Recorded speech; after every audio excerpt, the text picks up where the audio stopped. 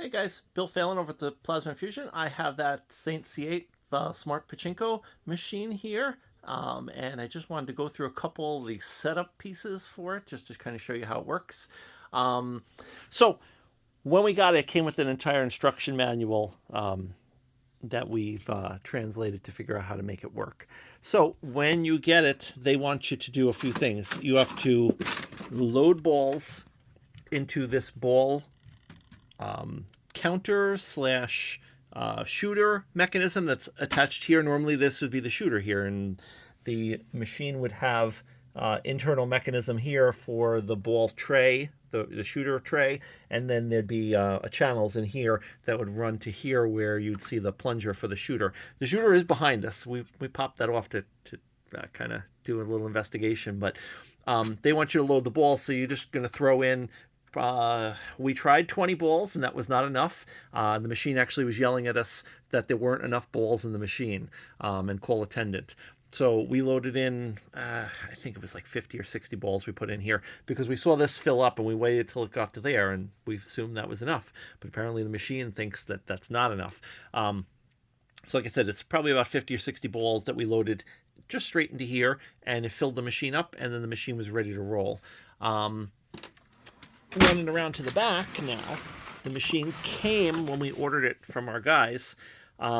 It came with a couple things. The volume controls they had added for us just because we didn't know where they were, and now we do. And then it came with this. It's not a card reader or a CR adapter, but it is attached to a 16-pin connector, and it is the credit machine, and it's running off of here onto a USB cable that's running off US power. We have it running off of one of our transformers here, the machine itself, because the machine is on 24 volts, but this connector here is, this chip is running off of US power, just USB power. So it attaches here. They want you to clip it on here because it says it could fall off. And it's got a little red button here that adds credits. So it automatically, when it gets down to 3 or 5 credits, according to our guys, it will automatically add the credits back on. But if you wanted to put the credits on, you hit this button, and in the front it's loading like 750 or something credits on there. This also has the settings on here. It wants you to, before you power it on, turn the key over, hold the button down, and start the machine to do a hard reset, and then flip the key over, and it says the settings are there.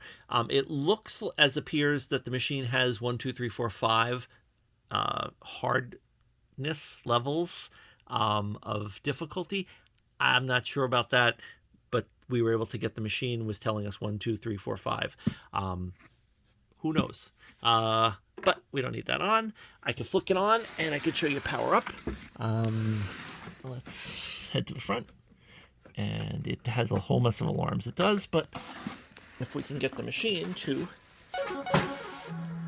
It's got lots of cool animatronics, of course. As all pachinkos must have. And I think that's ready to roll. Yep, ready to roll.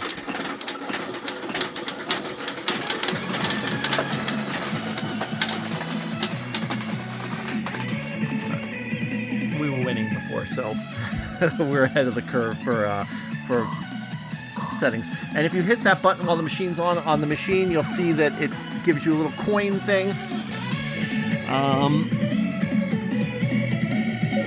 It's telling you that you're putting in coins, or it's telling you that these credits are added, and it added another 750 to it. So I believe that must be the operating number that chip does to the machine.